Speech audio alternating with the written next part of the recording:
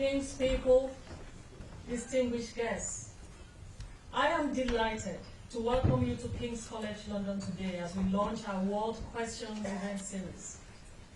We hope that this new series will help King's achieve its vision of making the world a better place by shining a light on challenges which impact us all and promoting new perspectives, insights, and solutions from global leaders with first-hand experience of making change. For our first event, it is my absolute pleasure to welcome two global leaders who require no introduction, Hillary Rodham Clinton and Julia Gillard.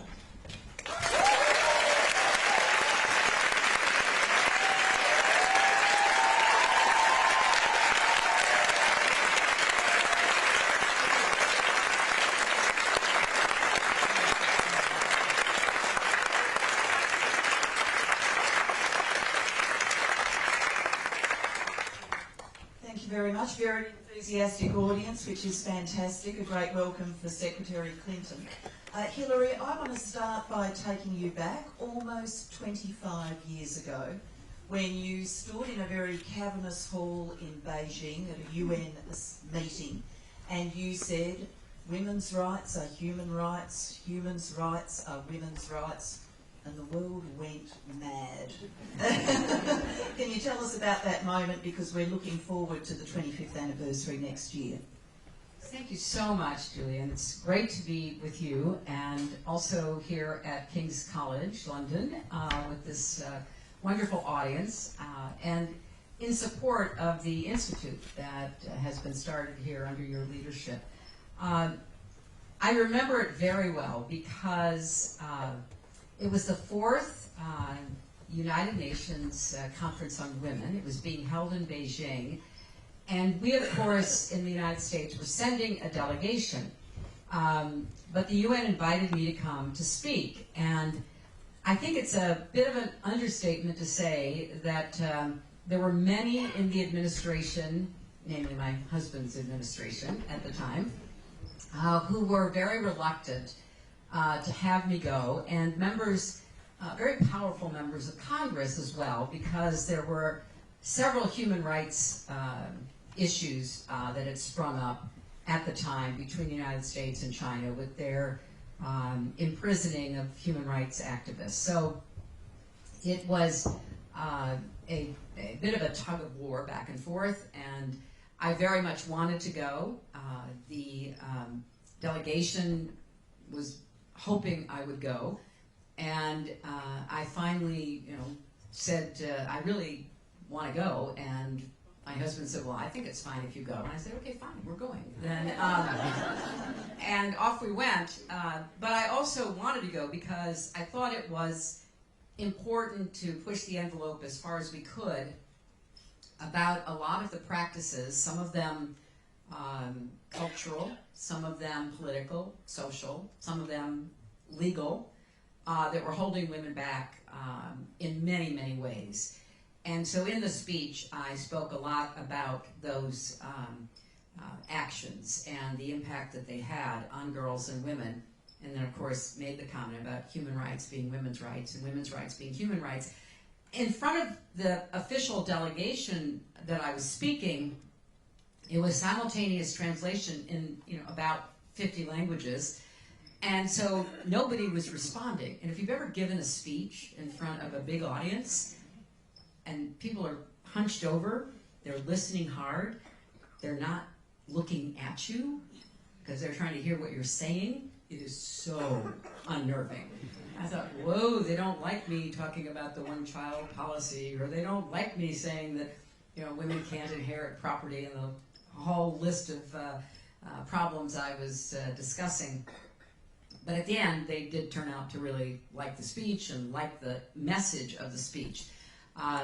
It was funny because I was criticizing practices, including those of our host, China. So at one point, China turned off the sound in the rest of the convention center, left it on in the room, but turned it off so people outside couldn't hear it. Fast forward, 22 years, I get a call from a friend of mine in Beijing, He says, I'm shopping in this large department store, and they usually play music over the loudspeakers, but they're playing your speech from Beijing in 1995. And I went, that's progress. That is progress. What would you say have been the biggest changes for women in the 25 years? If you could pick one thing, what's the achievement? What's the thing we've gone backwards on, if anything? I think we've made a lot of progress knocking down legal barriers to women's full participation. Some of those laws about property inheritance, about voting, even driving cars, things that used to be such blatant barriers to women's autonomy and freedom. I think we still are struggling with a lot of the continuing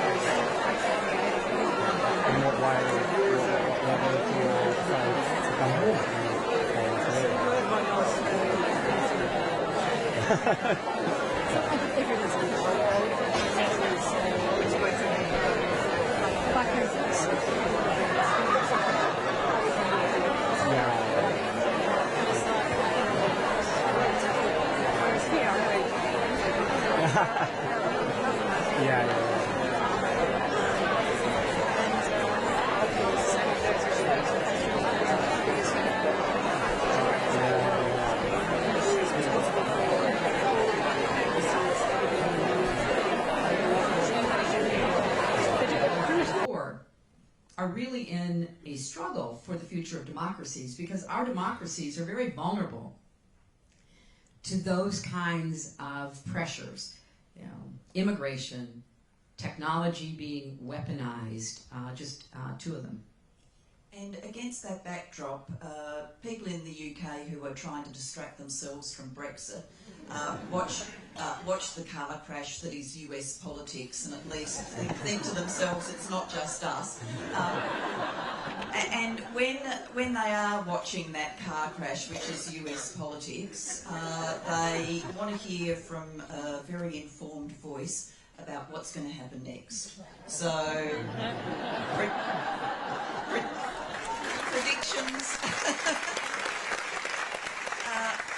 predictions for 2020, and I particularly like the odds on there being a female president after the 2020 election.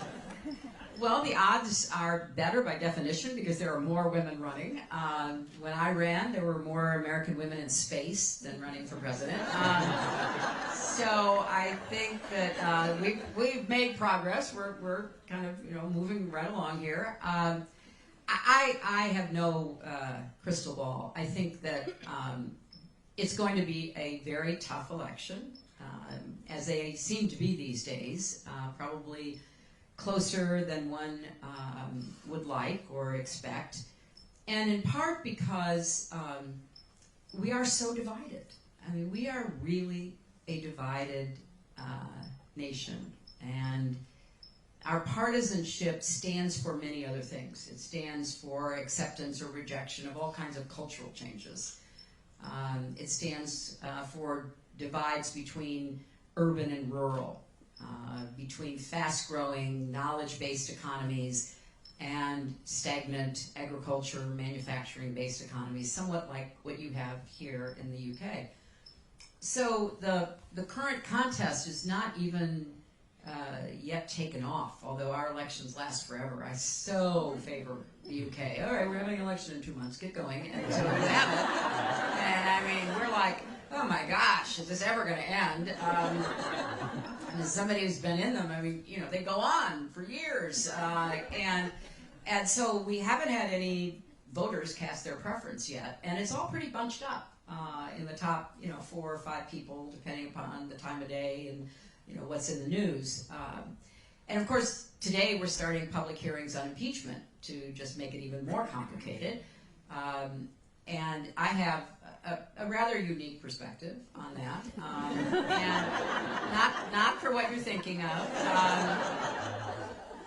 But instead, because I was a lawyer on the impeachment inquiry staff back in 1974 that investigated Richard Nixon, what I call the good impeachment, and it is clear that this is going to be just a absolute obsession as people are trying to figure out what it means. After all, what is a high crime and misdemeanor? We inherited it from you, and it does go back centuries. And it has to do with official misconduct, conduct in the office to abuse power, to obstruct justice. And one of the areas that the founders and the writers of our Constitution who put it in there were most concerned about is between elections, when someone's actually in office, and you can't remove them because there's not an election scheduled for 1 to 3 more years, what do you do if that person in office is abusing the office, is, in specific words in the impeachment clause, engaging in bribery or treasonous acts? We need some kind of remedy, and that's why they put it in. And the American public will hear live witnesses and be able to make some judgments for themselves. And then, just as we did back in 1974, we'll expect members of Congress to vote. And one of the women featured in our book is Barbara Jordan, who, if you've never heard of her or don't remember anything about her, she delivered a speech during the Nixon impeachment that was one of the great speeches, the political speeches in our country, and certainly the last half of the 20th century. And she defends the Constitution. You can go to YouTube and see it. And it is so powerful thinking about it today because of the way that she presented her case. So this is high stakes, and in our system, impeachment's like indictment. It's like the charges being made.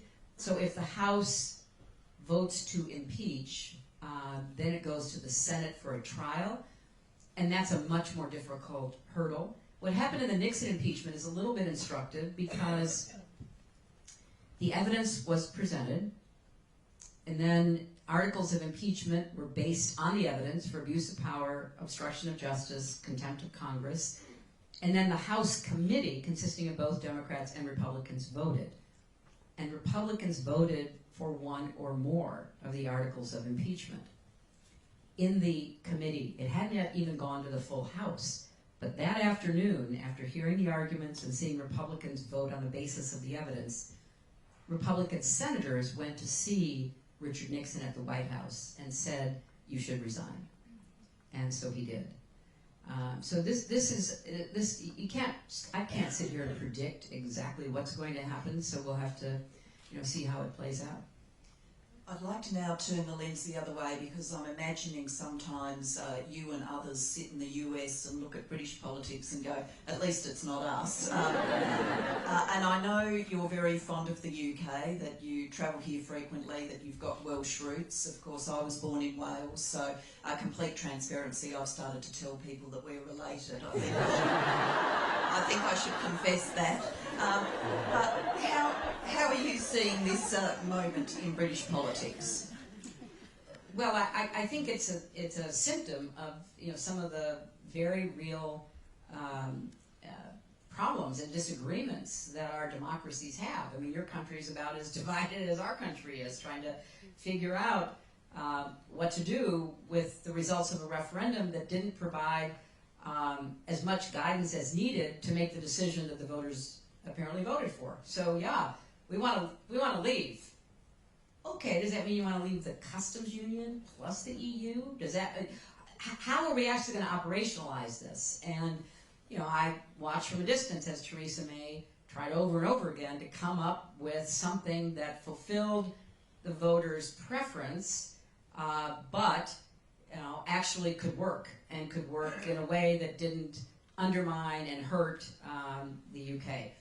So I think you're in kind of the same spot still, and at some point, maybe after this election finally, a decision can be made, and then see what the consequences are. Because I don't think anybody truly understands all of the consequences, but some of them that have been the real sticking points, for example, having to do with Northern Ireland, a place that I've been numerous times and supported the Irish Peace Project that led to the Good Friday Agreement.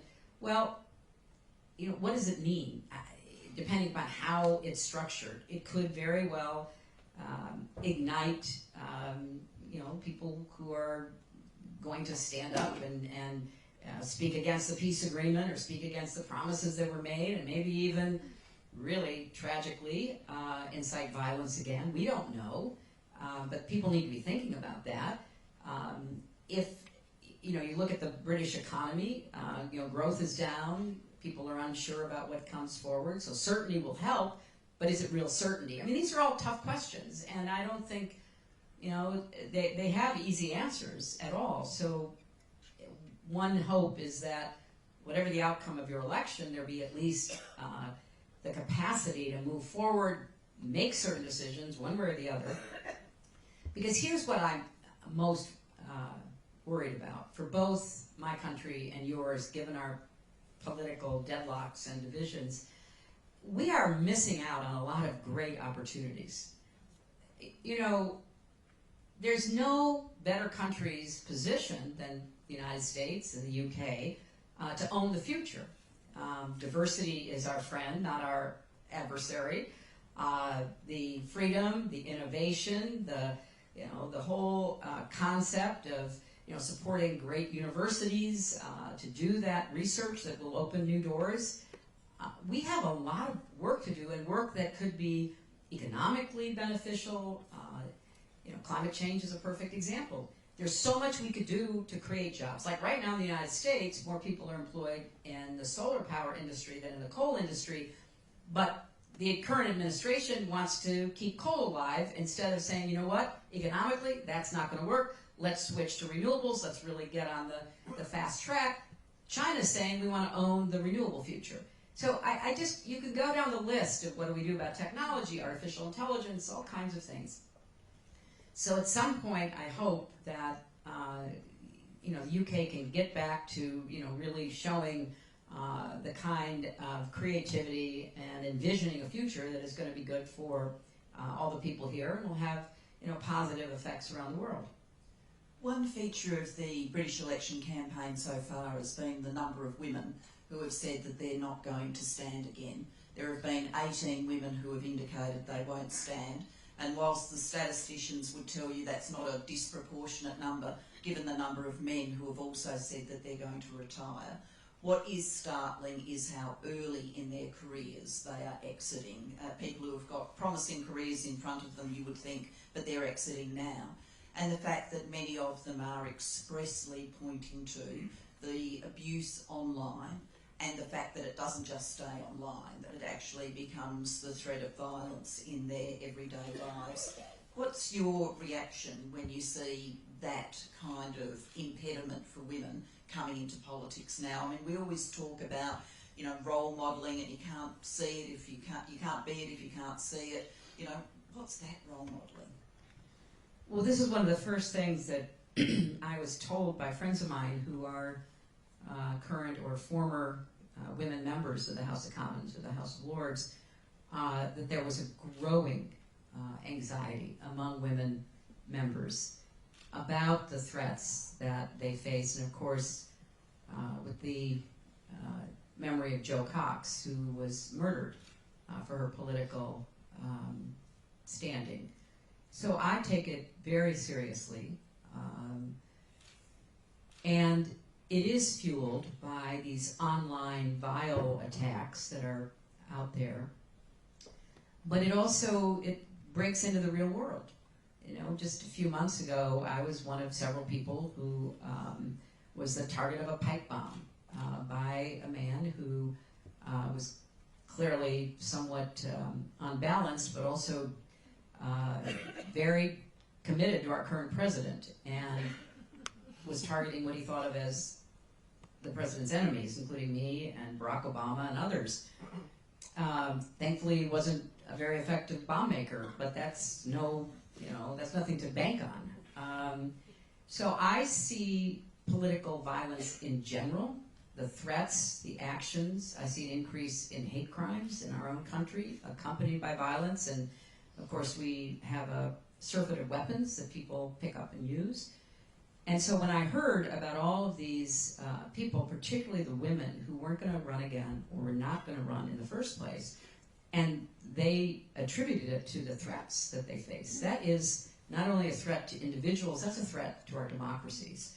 You know, if people are intimidated out of running for office in a democracy because of these hate mongers on the left or the right, motivated by whatever, you know, that's the path of authoritarianism. That's the path of fascism. You know, when you are told you are in danger, or your family is. In fact, a number of these women have said that it's not just threats against themselves, it's threats against their children.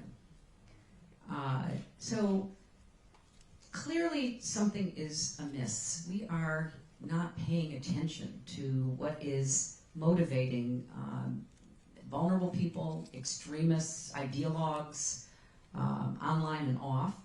And I was at an event yesterday where the first woman commissioner of the London police was there, and she and I were talking about this. She said they take it very seriously, as they should, because unfortunately we've seen what happens when we don't provide the security needed for people in politics. But isn't it just tragic that we have to think about that now? And that women in particular are making a very rational decision to protect themselves and protect their families and not run for office. And for the online component, I mean, what would you be saying to the social media companies about their need to step up to try and address the disproportionate nature of the vile material that is online and targeted at women in the public square? And you know about this from personal experience, I know about it from personal experience, but clearly it's a huge issue here in the United Kingdom. Well, I referenced earlier this bill that was passed in Congress back in '96 to begin to sort of make sense of and regulate the internet. And a decision was made back then that channels for communicating information would not be held accountable for the information that was presented because they were viewed as kind of passive providers.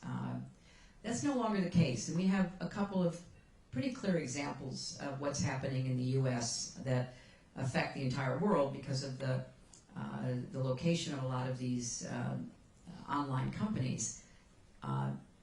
So, for example, Facebook has taken the position that it will not regulate political speech, which means that it will take money for and run advertisements that are blatantly false. And there is a particularly well-known one right now run by the Trump campaign against Joe Biden that is making demonstrably false accusations against Biden.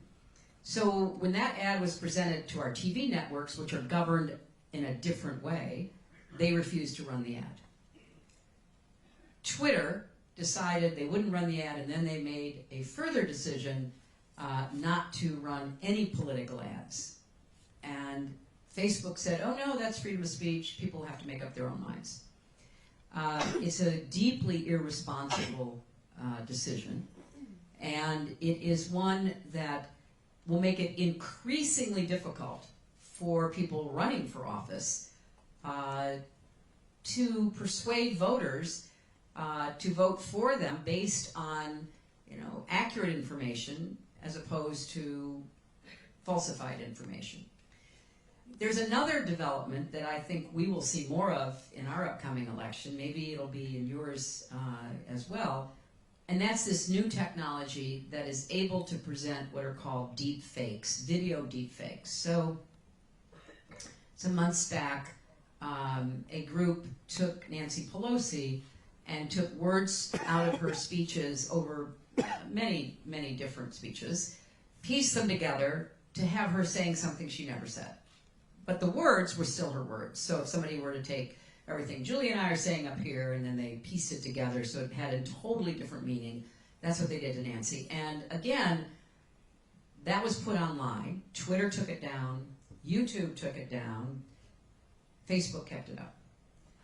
Why is that important? Well, at least in our country, slightly more than 50% of the American public gets its news from Facebook as its only source. Now, Facebook, it may be in your feed that there's an article in the New York Times or some other outlet that is directed to you, but there's also a lot of fake stuff that's directed to you, including a fake video of Nancy Pelosi. So technology is outpacing our ability to keep up with it, to understand what's real and what's not. And I think that this is not yet being addressed. It's not being addressed by our government, your government, or any institution, so that we try to have at least a somewhat level playing field for politics, for elections in our democracies. And in the absence of that, all bets are off. And it's going to be like the old Wild West. People are going to be targeting you because they've collected thousands of data points on you, and they're going to say, well, he's really vulnerable to any argument that has to do with animal welfare. So we need to claim that our opponent, has killed, dozens of dogs. And let's see if we can manufacture something out of what he has said in the past so that he says, I hate dogs, out of 3 different speeches. And we're going to target it to those people who are most concerned about animal welfare. That's where we're moving toward. And it is really dangerous. It's dangerous to democracy, and it needs to be addressed. But that's going to require not just individuals, it's going to require governments to do that. We certainly do need to see big changes, but one of the things we've been trying to do here at the Policy Institute, at the Global Institute for Women's Leadership, in partnership with Ipsos Mori, the polling firm, and your team, is get to some underlying attitudes through a global poll about gender and politics and life and what it takes to succeed. And I want to take you now to a few of the results. The survey that we did globally, particularly in Britain, Australia and the US, revealed that people think men are less likely than women to need intelligence to get ahead in life, that women need intelligence more. I was just wondering, can you think of a time when a super smart woman perhaps lost out to a man who was less intelligent?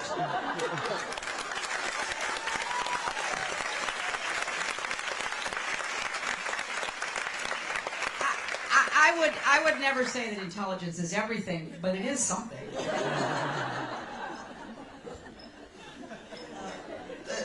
The survey goes on. People were more than twice as likely to say that looks are a key factor in helping women get ahead compared to men. Do you think they've got that right, that unfortunately looks still do count? Oh, 100%. And it's not just looks, because there's a lot of different looks that are perfectly, perfectly fine and appealing. It's certain looks, certain way to look, and the image that is expected of women. Going back to the Japanese example, apparently includes not wearing glasses even if you're blind. You're going to run into walls at work, but you won't offend anybody by wearing your glasses, or high heels, for example. So it's these stereotypes about what a woman is expected to look like. I used to try lawsuits, many years ago, and I was mostly the only woman lawyer, and I saw a lot of different men in courtrooms, just as I have seen men in political life. And men are allowed to come in all shapes and sizes, all forms of dress, all kinds of presentation. But back in the day, so long ago, it's lost in the mists of memory, those of us who were in the professional world in the 70s and 80s, we had to figure out what our uniform was.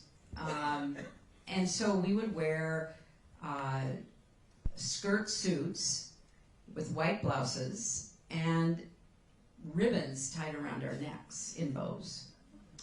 so that we were trying to figure out how to look professional.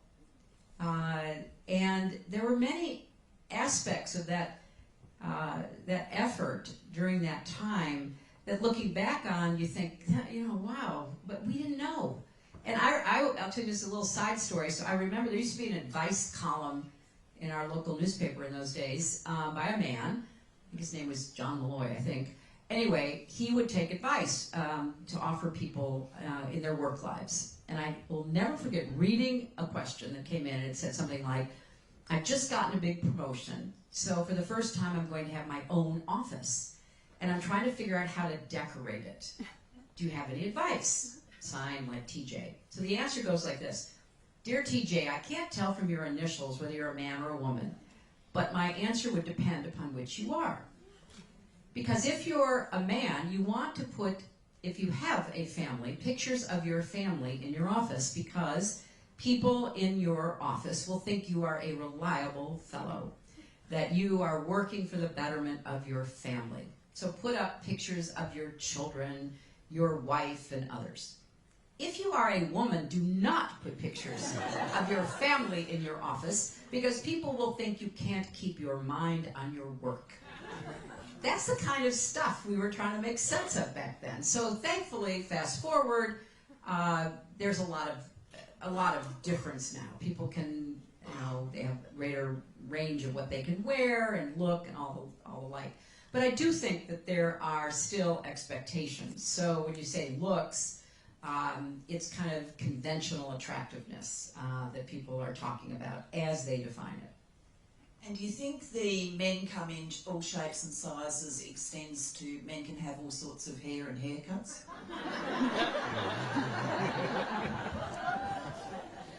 I think that's a really good observation. Another aspect of our surveying where I think people have got this right, they said that they think personal connections are a bigger factor in getting ahead for men than women. Is the boys' network, is it still there, still in the way of women? Oh, I think so. I mean, I think that's a kind of self-evident answer, because there still are many more readily available connections still for men. I think women are getting better about that, and we're certainly trying to do more to help young women, open doors for them, make references for them, etc. But I do think that the pre-existing work-related networks heavily favor men, and it still is true that oftentimes in a workplace, and I saw this and lived this, when the workday ends, especially if you have children, you need to get home. You have things to do. You have babies to take care of, children to feed, homework to supervise, and so whatever happens after the work hours that create bonds and networks, you're most likely, once you are a working mom, you're going to miss out on. And that's not the same. And I don't mean to pick on Japan, but it's such a ripe territory right now because of some of what's going on. So the current Prime Minister, Abe, actually came to see me after he was elected to talk about what he could do, because Japan's had a long period of stagnant growth. And they, like any other sensible country, was asking themselves, what can we do? Now, there are two immediate answers that would have sparked greater growth. He was well aware of them.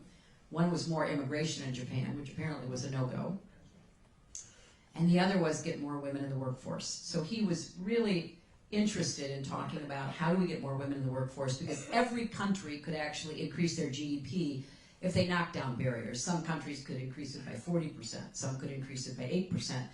Some of it has to do with not only ending laws and the like, but also affordable quality childcare and other support systems.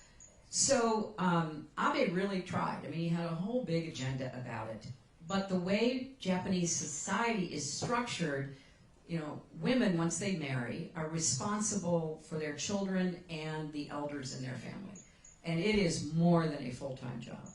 And men are expected to socialize after work. I mean, these are generalizations, but they're close enough. And that means going out to dinner, going out drinking, often not getting back till 10 o'clock at night, maybe seeing your family then like on Sunday of the weekend. And so it's really clear that these networks are important. People want to know who they're working with. They want to know what kind of person you are. They'll love it if you play golf, if that's what they're interested in. So yeah, the networks that do exist favor men for all the obvious reasons, and therefore there needs to be a more concerted effort to construct and nurture these networks for women. And we're going to turn now to your book that is on display here, that you've written with Chelsea, the book of Gutsy Women. But before we do, I think people would want to hear from you about how you've been a gutsy woman. Many of us, when we watched the election results come in, I was in Australia and I remember as the results come in very, very clearly. I'm sure most people in the audience remember where they were when the results of the election came in. How did you get over that? And here you are talking knowledgeably, frankly, about world affairs, still interested in ideas, still questing for change. I think people are in awe of where that energy and determination comes from. What enables you to keep going, day after day, cause after cause? Well, I never saw it as primarily about myself. I saw, obviously I was the candidate, I was trying to run and win an election, but it was about what we would do and how we would do it. I'm very motivated by that. I mean, I like to solve problems, I like to bring people together, to convene them, to think about how we best solve problems. That's what lights me up and gets me up and going. And so I never dreamed about being president when I was a little girl. I never thought I, would or could be. And for me, it was, the idea of building on the positive things and fixing the problems that we had inherited in our country. So, of course, I was devastated. It was such a shock. I mean, I can't even describe to you how it made no sense. And that's why I wrote a whole book called What Happened, because I was trying to figure out what happened. Because it was just not foreseen. There were things that went on that made no sense to me, and others, unprecedented interventions, etc. So it was really difficult getting up that next day and going and delivering a concession speech. And I was particularly feeling the burden of having disappointed so many young women and little girls, because my campaign was filled with young women and particularly little girls, literally from like 4 to 12, who would come to see me and who would dress up like me or would say that they wanted to be president when they grew up. And so I knew there was all of this, this new thinking that the campaign had brought about. So I addressed, all the little girls out there, telling them not to give up on their dreams, whatever their dreams might be. But because I was trying to figure it out, I dove deeply into what was going on. Obviously mistakes that I made, misjudgments, that was all fair game. But trying to understand what else had happened, and the role of technology, the intervention by the Russians, which is not at all deniable. I mean, the conclusion that they conducted a sweeping, systematic attack on our elections can only be denied by people who literally refused to look at evidence. So there was a lot that was not just about that election, but about going forward, what were we going to do. So I feel like every day I get a chance to talk about some of these issues, work with other people. I started an organization to support young people running for office, people of color, particularly women out there running for office. I've helped a lot of candidates, a lot of causes, both in 2018 and then we recently had some elections in 2019. And as a former Secretary of State, it is especially troubling to me to see the role that the United States is both playing and refusing to play in the world right now, because I think it's made the world more unpredictable, less safe, and these are all matters that I don't think I should address just because I'm a former presidential candidate. I think, you know, people of concern, citizens in our country, your country, in democracies need to be addressing. So that motivates me and keeps me going. Before we turn to your best story from Gutsy Women, I don't want to just explore that point about the dreams and aspirations of girls and how you felt that, because I've actually thought about this a lot. Even before I knew you personally, I watched your political career and felt invested in it. And, you know, there were times when I was barracking for you, there were times when I was crying for you because things hadn't gone well. And I hoped that you felt that support from women around the world. But I also sometimes think,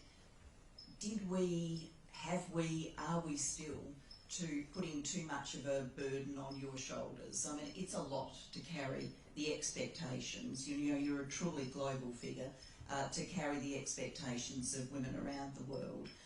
How have you lived that duality, that, you know, sort of support that's there globally, but also I think the burden that can come with being the custodian of so many people's dreams? That's a really profound question. You know, hardly a day when I'm out and around goes by without somebody saying something like that to me. For about 2 years, they would also burst into tears and sob on my shoulder. So I am very well aware that it wasn't just me and my election, and then the failure of that effort.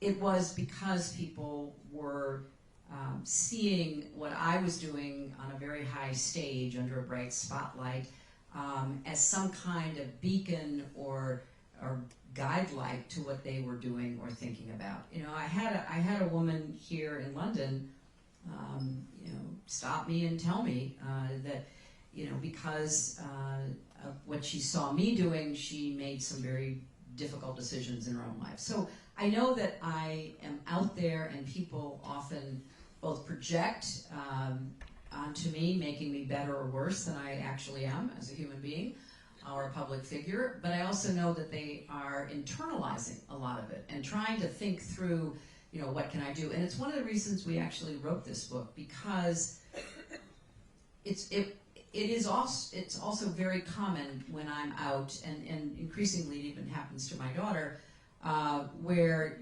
young people, mostly young girls, will come up and say, you're my hero, who are your heroes? Or, you know, I've looked up to you, who do you look up to? And it's a conversation that Chelsea and I started when she was a little girl, because I wanted her to have a lot of role models. I wanted her to see women doing different things and the choices they had to make and the trade-offs and the sacrifices. So we decided to write this because I was well aware that there was a big letdown and a lot of disappointment. And I didn't want people to give up or be discouraged. I wanted them to, you know, be courageous and resilient, and in our word, gutsy. So by telling the stories, not my story so much, although there's part of that in there, but the stories of other women and young women, like Greta Thunberg or Malala, who kept persevering despite setbacks and attacks of all kinds, including physical. I wanted to have in one place, you know, about 100 stories where people could say, hey, I can relate to that, or I get that, or wow, I never thought about that.